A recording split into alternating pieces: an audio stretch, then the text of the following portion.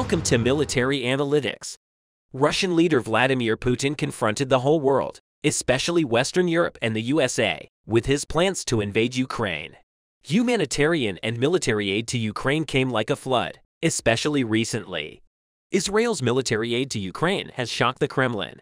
Israel has long abstained, but with Benjamin Netanyahu coming back to power, Israel's attitude towards Russia and Ukraine became clear as growing evidence of Russia's atrocities against Ukrainian civilians has made Israel's shaky neutrality in the war less tenable. There has been a growing temptation to support the Israeli government's military and civilian aid to Ukraine. The fact that Israel has a large number of military equipment that can be sent to the Iron Dome anti-missile system was another important factor that increased this trend. Despite all this, there has been a consensus among the relevant authorities in the Israeli government that at least air defense systems, advanced weapons, and offensive systems will not be provided to the Ukrainian army until now. But Russian airstrikes have increased considerably in recent days. As a result, the Israeli government began to welcome the sending of defense systems, personal combat equipment, and warning systems to the Ukrainian army that protect ground troops. Israeli officials thought that the military equipment in question would be sent to the Russians without causing a crisis, because the airstrikes and missile threats of the Russian forces also put the Ukrainian civilians in great danger. Therefore, Israel's positive approach to military aid to Ukraine has yielded results in the past few days, at a time when it continues to deal with a constant array of Russian missile and drone strikes across Ukraine. The Kiev administration has finally announced that they have included Israeli-made early warning systems in their inventory. The Israeli Ministry of Defense reported that Israel has begun the delivery of radars to Ukraine for early detection and warning of missile attacks. Ukraine will receive a total of 16 such radars, which will significantly strengthen the country's missile threat warning system. The first complex has already been delivered and installed in Kiev. The first photograph of radar was published by the Israeli government. In addition, the government of Kiev officially confirmed the installation of Israeli air defense systems in Kiev. The first use of radars will allow the Ukrainian army and people to receive timely information about possible missile attacks, which can reduce the risk of casualties and increase the level of security. The notification of these systems regarding the missile threat will be made using sirens or mobile phones. This dramatic military assistance confirmed Israel's readiness to supply such weapons. Still, Ukrainian sources reported that 3 of the 16 radars announced were transmitted at the moment. But according to reports, the system recognizes all types of rockets and missiles and predicts where they will land, minimizing the potential risk zone for nearby residents. In addition, the Israeli radar system determines how long it will take for people in risk areas to find safety.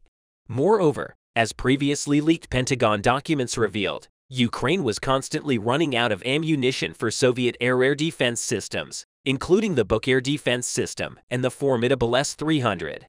It was known that these air defense systems constitute 89% of Ukraine's medium and long-range missile defense systems.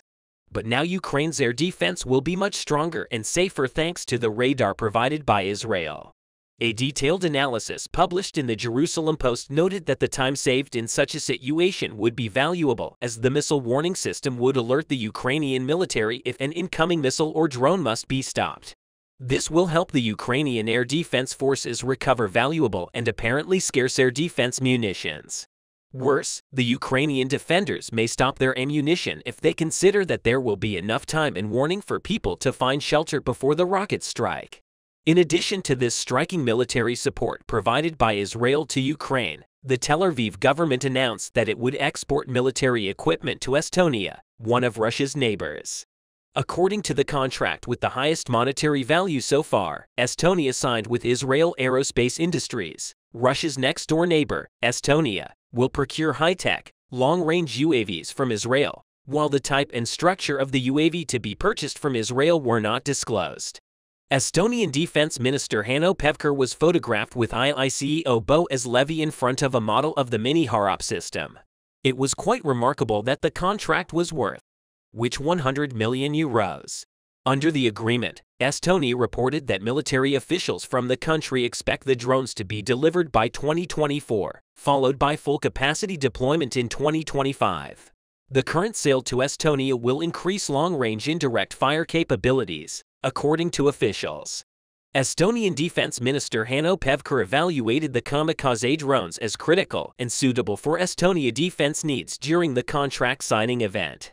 Pevkur added that the introduction of this new capability allows Estonia to attack a possible enemy from a long distance, increasing the range of fire by making indirect fire more layered and flexible, which means that defensive forces can hit.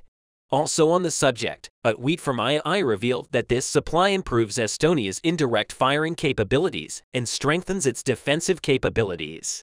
But purchasing a tactically offensive platform such as the kamikaze drone and emphasizing its defensive power does not indicate a desire to oppose Moscow militarily.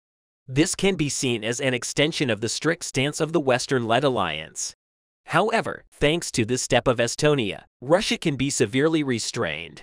The Russian authorities, who are currently experiencing serious problems in the Baltic areas, have become much more worried because of the long-range UAVs that Israel, one of the most important actors of the Middle East, will send to Estonia. While Putin is gradually cornered, the whole world is trying to do its best to stop the invasion operation in Ukraine. The only bullet found in the gun in the Russian roulette played by Putin came to the end of the gun. Thanks to the military and humanitarian aid provided by the countries of the world to the Ukrainian army. The Russian leader who had his last chance was pushing the limits for the gun in the Russian roulette to explode as he did not withdraw from Ukraine and stop the invasion. Operation plans. Ukraine has many allies striving for its success. One of the most important allies was the United States, which has so far provided over $75 billion in military and humanitarian aid to Ukraine. Western and European bloc countries, Baltic members, and many other world states participated in this aid campaign launched by the USA. Also in recent days, strong winds have started to blow from the Middle East against Russia's occupation policies against Ukraine. Israel, which has been in an important struggle with Iranian militias and sympathizers in the critical area it is in, has managed to come to the fore with its positive signals to the Kiev administration against Russia's invasion of Ukraine. So far, Israel has provided nearly 100 tons of humanitarian supplies, including water treatment systems, medical equipment, blankets and coats, as well as humanitarian aid, such as a field hospital established on Ukrainian soil. This military support of Israel has been a lifesaver for the Ukrainian army and its citizens. In addition, Israeli Defense Minister Benny Gantz approved protective vests and helmets for the Ukrainian army at the time. However, Israel has declared that since Russia's invasion of the country on February 24, it did not intend to send advanced weapons as the Ukrainians had demanded. As we see now, Israel is making every effort to send advanced warfare systems to Ukraine. In summary, Israel's military support and arms exports to both Ukraine and Estonia seem to lay the foundations for the new world order to be much safer and more peaceful in Eastern Europe and the Baltic regions. In addition, it was one of the most admirable approaches in recent days that Israel set an example to the whole world in this regard, and that other countries did not forget what happened in Ukraine. Crimea is scorched by the fire of rebellion. Clashes continue unabated these days as we mark the first year of the Ukrainian war. The people in Crimea have started to resist against the pro-Russian proxy government and the Kremlin as a result of a series of attacks in recent months. In fact, Russian soldiers and newly mobilized people in Crimea show great resistance to not participate in the war.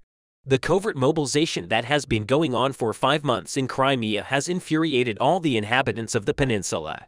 The fake Russian residents of the peninsula, after 2014, are fleeing to Russia in panic. Crimea is a multinational enclave with a population of more than 2.5 million. The Russians are still in the majority of the peninsula, but hundreds of thousands of Russians have fled the peninsula in panic and anxiety from the first year of the war to the present. Now let's examine the resistance of the Russian soldiers in the Crimea against the Russian army in the Great Rebellions, together with Ukraine's efforts to liberate Crimea and its ultimate goal. While the offensive operations of the Ukrainian army in the east and south continue, the Russian army has stalled and even withdrawn from some places. We can say that the self-confidence of the Ukrainian army has increased, and it is ready to take bigger steps, with it gaining the upper hand on the front. As a matter of fact, the information coming from the front line and the Ukrainian General Staff also supports this. modern tanks, and advanced air defense systems such as the Challenger, Leopard, and Abrams delivered to the Ukrainian army in recent months aim at one thing: retaking Crimea, which was annexed by Russia in 2014, a little over a year ago. Most Western commentators and policymakers had effectively denied Ukraine regaining control of Crimea, the peninsula that Russia occupied and annexed in early 2014. But while Russia's claims on the province were illegal in the eyes of the West, Ukraine's allies seemed to have accepted the idea that Crimea had a supposedly special place in Russian mythology and were unsure whether it was worth fighting for. This view is now changing. Not only did it lead to Russian President Vladimir Putin's annexation of more parts of Ukraine by Russia, at the same time, a year after Russia launched its disastrous war, which has already cost Russia more casualties than the US saw in Vietnam, geopolitical tides have measurably changed. And in the last few months, as Ukrainian forces continue to retake areas from Russian forces, Western voices have begun to resurrect this long-suppressed issue. Rather than viewing the peninsula as an appendage of Russia, a growing number of experts and politicians have begun to argue that restoring Ukraine's control over Crimea can be a key ingredient of a lasting peace. And increasingly, only Ukrainian sovereignty over the region will guarantee stability. Such a view is not yet subject to consensus, but Western politicians have not fully supported Ukraine's moves to retake the peninsula. Last week, Representative Adam Smith, one of the top Democrats on the House Armed Services Committee, said there was a consensus that Ukraine would not retake Crimea militarily. Foreign Minister Antony Blinken added that Ukraine's attempt to retake Crimea would be a red line for Putin. But in the speeches and comments, opinions began to change. Clearly, especially among the body of experts who saw Ukraine's efforts to retake Crimea as both possible and necessary. While Western officials have yet to outwardly support such views and do not provide all the weapons Ukrainians want, they are increasingly leaving the door open for Ukraine's advance into the peninsula. Thanks to Putin's all-out invasion, the myth that Russia has some sort of right over Crimea has virtually collapsed in the West, from Washington to London and Brussels. The fact that in terms of military success, Russia's dominance over Crimea must end before a lasting, stable peace can be found has begun to creep in. Well, what kind of changes did the change of these thoughts and discourse lead to in Crimea? In the Crimea, big rebellions began to break out, both in the eyes of the people and in the army. Illegal mobilized residents of temporarily occupied Crimea break Russia's military equipment in order not to participate in the war against Ukraine. According to information from open sources, residents of the occupied Crimea illegally mobilized, breaking military equipment so as not to go to war with Ukraine. Commenting on the general mood of the people on the peninsula, the representation said that the families of the illegally recruited men applied to the Russian Ministry of Defense en masse because of their rights violations. As noted, this is about commanders refusing to take timely rotations and vacations and being offered short-term leave in exchange for a $1,000 bribe. It is known that the Russian soldiers serving in Crimea did not take any leave for a year, and most of them did not see their families. This situation is encouraged not only the mobilized soldiers in Crimea, but also the Russian soldiers to revolt against the Kremlin. As Ukraine continued to retake Russian-occupied territory, including areas like Kherson, which Moscow claimed to be supposedly its own, a move towards Crimea suddenly became much more plausible and much more militarily feasible. Of course, any move towards the peninsula seems highly unlikely at the moment. Former Ukrainian Defense Minister and Godainyuk said that we will not talk seriously about Crimea until the rest of Ukraine is free. So what does it take for Ukraine to launch a major offensive against Crimea from a purely geostrategic point of view? Ukraine will need to retake important territory in places like Zaporizhia and even Donetsk before considering an attack on Crimea. Retired Australian General McRyan, one of the most popular commentators on the progress of the war, detailed Ukraine's potential routes to the peninsula. One option supported Zagorodnyuk's view that Kiev would have to recapture important territory elsewhere before any attack in order to create a blockade and fire support base that would allow Ukrainian forces to flow into the peninsula. Another option could see Ukraine launch a large-scale air, sea, and ground operation to advance on several axes against key ground targets in Crimea and establish a solid air and naval campaign to accompany the 100,000 or so Ukrainian troops required. Both options present significant hurdles, particularly the significant military assets that Russia still holds in Crimea. And it is clear that Ukraine will not be able to launch any attack on Crimea without extended Western weapons such as the long-range precision missiles and increased air power. But it is also clear that Russia's ability to supply Crimea is weakened with both the Russian land corridor and the recently bombed Crimean bridge increasingly threatened. 1 year after the war, it is now clear that Russian military presence in Crimea will continue to pose an unacceptable threat to Ukraine regardless of the outcome of the war. The invasion of Crimea allows the Russian army to threaten Ukrainian positions from the south and provides a forward base to launch long-range attacks on Russia's Black Sea Fleet, said retired Lieutenant Colonel Alexander Vindman, one of the leading U.S.-Ukrainian experts. Even if Ukraine is victorious elsewhere, Crimea will effectively remain a forward operating base for the Kremlin's army, a haven for Russian forces to rest and regroup. The fact that came most clearly last year when Russian troops used Crimea as a staging area for Moscow's most successful move in the 2022 invasion, allowing the Kremlin to gain significant ground in southern Ukraine.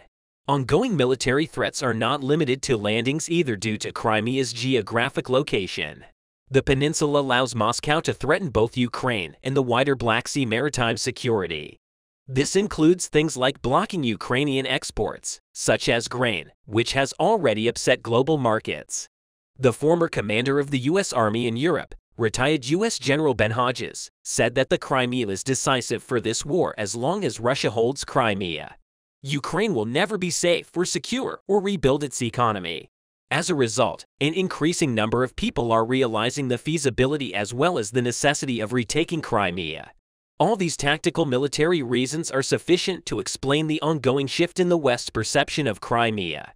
But elsewhere, and in a much broader sense, Western observers are getting close to what Ukrainians have long argued about. The Russian claims on the peninsula are full of myopic, misleading myths, none of which stand up to scrutiny. Indeed, one of the most harmful pieces of Russian propaganda is that Russia has some sort of Crimean right. This argument is only now beginning to wane. While Russia's entitlement to Crimea and the world's inattention to it is another sensation launching an offensive to retake Crimea while the Ukrainian army is gaining upward momentum should definitely be supported for this. Western countries should do their best and provide all the weapons Ukraine wants. If the Russian presence in Crimea ends, the Russian army will have no power in Ukraine and Putin will end the war. Well, what do you think about Ukraine's desire to take Crimea back and the rebellion of the people of Crimea against Russia? Please express your thoughts in the comments. Repressive governments try to influence the opinions of the people by using certain tools. The schools and the media are very important tools for influencing public opinion. But sometimes, despite all the efforts of the rulers, the opinions of the people may be different. This is the nightmare of repressive regimes. Russian President Vladimir Putin has ruled the country since 1999. Putin has been using propaganda for many years to influence the opinion of the Russian people, or the Russian people are no longer convinced by Putin's propaganda. This reaction of the Russian people is also affecting Russian soldiers. It is known that thousands of Russian citizens have joined the Ukrainian army. The latest news in the Russian press shows that the new developments on this issue are quite shocking. As a daily news team, we investigated this issue. If you're ready to learn all the information we have obtained, let's start now. First, let's take a closer look at the story of 28-year-old Sergei Glushenkov. Kokotkov was one of the most intelligent young people within Gareya. Despite Putin's propaganda, he managed to oppose this war. But participating in protests was no longer enough for him. Glushenkov believed that Putin's rule in Russia must come to an end in order to end wars all over the world. This is because Russia pursues hostile policies towards Western countries, triggering conflicts in many parts of the world. Glushenkov knows that if Russia adopts a policy in line with the West, world politics will change completely. But this would require the end of Putin's rule. Glushenkov feels a great hatred for Putin. This has galvanized the young Russian Glushenkov decided to join the Ukrainian army to fight against Putin. For this, he spent a long time watching war videos on the internet. He also prepared by buying the most advanced weapons and armor available in Russia. Glushenkov packed himself a soldier's kit and traveled to Belgorod, a city in Russia bordering Ukraine. It tried to sneak across the Russian border in the city. However, Russian soldiers spotted him and stopped him. Glushenkov was detained after a large number of weapons were found in his bag. But Gorshkov became a hot topic in Russia. Thousands of Russian citizens started to share messages of support for him. However, after this incident, a new agenda emerged on social media in Russia. Thousands of Russians who joined the Ukrainian army posted on social media and called on the Russian people. The soldiers said that Putin should withdraw from Ukraine to end this war. The soldiers also emphasized that this war started only for Putin's political goals. Reading these messages, Russian citizens became even more angry with Putin. Russian citizens also started talking about these soldiers who joined the Ukrainian army. So who are these soldiers? In fact, relations between Ukraine and Russia are quite complicated because before the war started, citizens of both countries were emigrating frequently. It is known that there are thousands of Russian citizens living in Ukraine. When Putin decided to invade Ukraine, everyone reacted very strongly. The Russians living in Ukraine reacted the most strongly. They said that they would do their best to protect Ukraine's independence. Thousands of Russian soldiers sent to fight in Ukraine also rebelled against their commander's orders. These soldiers joined the Ukrainian army to fight against Putin. The more problems in the Russian army, the more they joined the Ukrainian army. Since the beginning of the war, the Ukrainian government has been implementing a very strong communication strategy. As a result, interest and support for the Ukrainian army is growing every day. Russian soldiers are switching sides to join the Ukrainian army. Thousands of Russian soldiers have joined the Ukrainian army. Russian soldiers joining the Ukrainian army is also affecting the course of the war. According to the latest news from the war zone, some Russian soldiers from Bakhmut have also joined the Ukrainian army. This could change the outcome of the fighting in Bakhmut. As you know, the war between Russia and Ukraine has intensified in recent months in the town of Bakhmut. In this town, the Russian army is suffering heavy losses. Hundreds of soldiers die every day in the Russian army. But Putin does not allow the withdrawal of Russian troops from this city. This has led to tensions between Russian soldiers and commanders. Russian soldiers said they did not want to continue this war any longer. However, Russian commanders responded very harshly to the soldiers. The crisis in the Russian army escalated even more. Russian soldiers started to hate the Kremlin leadership. While Russian soldiers were on the battlefield, they were also following the Russian press. The soldiers saw that the press was constantly reporting fake news. The Russian press under Putin's control was producing fake news every day to manipulate the public.